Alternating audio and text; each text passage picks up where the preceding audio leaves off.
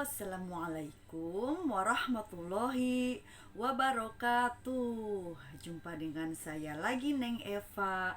Gimana kabarnya sahabat-sahabat hikmah semuanya hari ini? Yang soleh dan soleha, yang baik hatinya, yang cantik dan yang ganteng, yang tidak sombong, rajin menabung, serta rajin sedekah.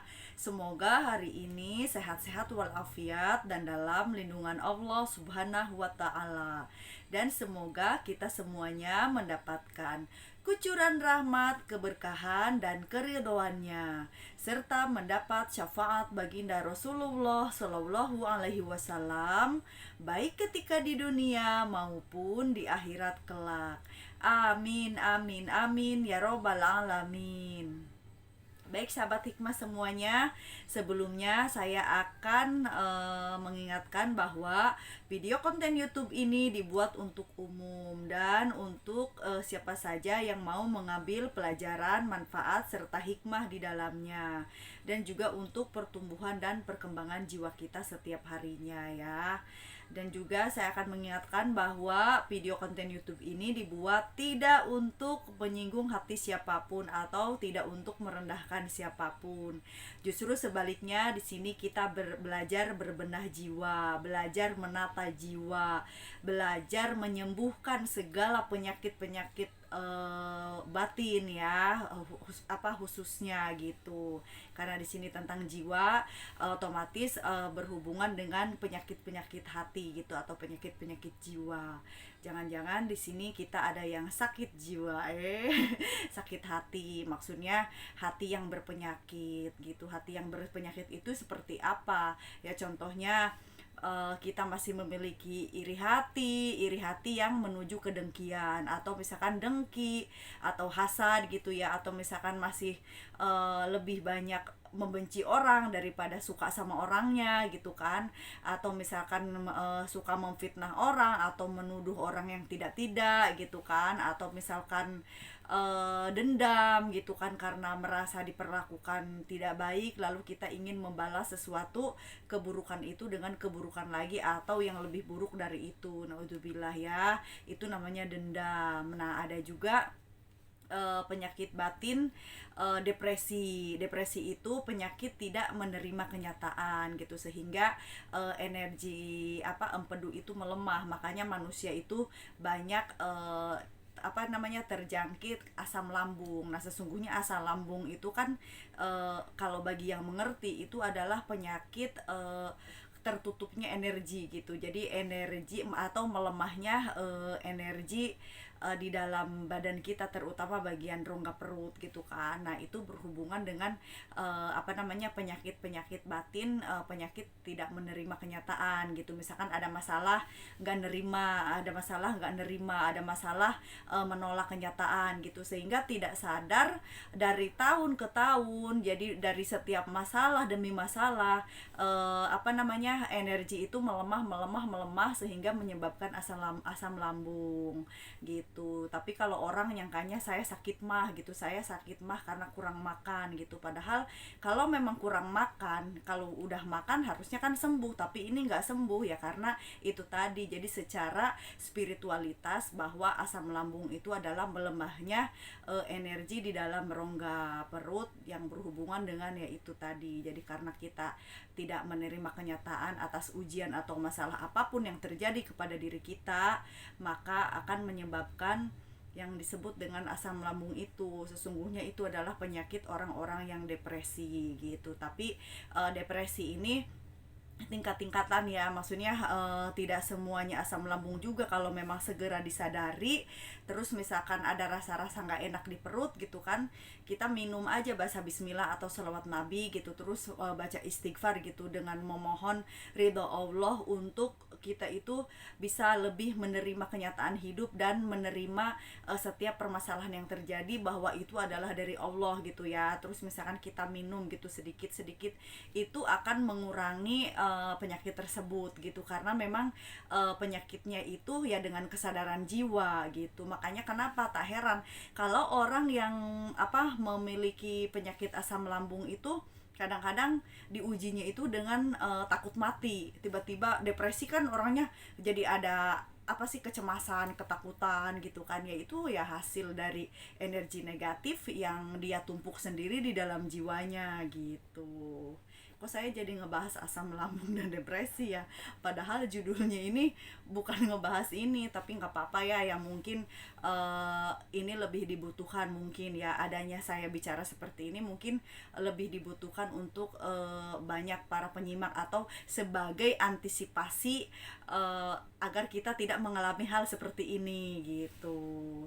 Tapi memang ada juga yang asam lambung memang murni karena sakit mah, kebanyakan makan asam gitu kan. Jadi apa ya, penyakit asam lambung itu aspeknya luas, jadi kita dilihat dari secara apa dulu ini gitu kan, jadi penyebabnya apa dulu ini, gaya hidup kita itu apa dulu gitu ya. Tapi saya ngebahas tentang energi atau tentang jiwa atau tentang penyakit-penyakit batin yang mana kita harus bisa menyembuhkannya. Ingin sembuh batinnya, kita belajar di sini sama-sama ya, karena sampai kapanpun kita adalah pelajar di muka bumi ini. Jadi jangan bosan-bosan untuk terus belajar dan terus belajar tentang jiwa setiap harinya, karena jiwa itu paling berpengaruh, karena jiwa itu kan ibaratnya bagian badan halus di dalam tubuh kita ya. Jadi tanpa itu ya mungkin kita juga mati gitu, nggak bisa bergerak gitu kan, atau mungkin hanya tidur saja gitu, jiwanya juga tidur. Tapi kalau kita bisa melek jiwa, kita memiliki kesadaran jiwa, kita tahu mana yang baik, mana yang buruk, mana yang positif, mana yang negatif.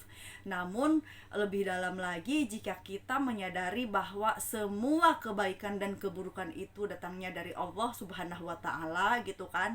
Jadi kita apapun kenyataannya, kita lebih berpasrah kepada Allah Subhanahu wa taala, menyerahkannya segala sesuatu itu kepada Allah Subhanahu wa taala gitu. Jadi kita bertawakal. Jadi kebangkitan jiwa dan kesadaran jiwa, lalu kita mau berbenah jiwa, sesungguhnya itu bertujuan untuk kita bertawakal kepada Allah Subhanahu wa taala. Caranya bagaimana? Ya tetap penerimaan diri atau menerima kenyataan hidup, lalu kita menyerahkannya kepada Allah, Sang Maha Pemberi ujian tersebut, Sang Maha Pemberi permasalahan tersebut. Tanpa Allah kita tidak akan diberikan masalah, tanpa Allah kita tidak akan mendapatkan ujian, tanpa Allah kita pun tidak akan bisa bertawakal kepada Allah Subhanahu wa taala yang Maha memberikan segala sesuatunya gitu ya. Jadi kesadaran jiwa itu muncul juga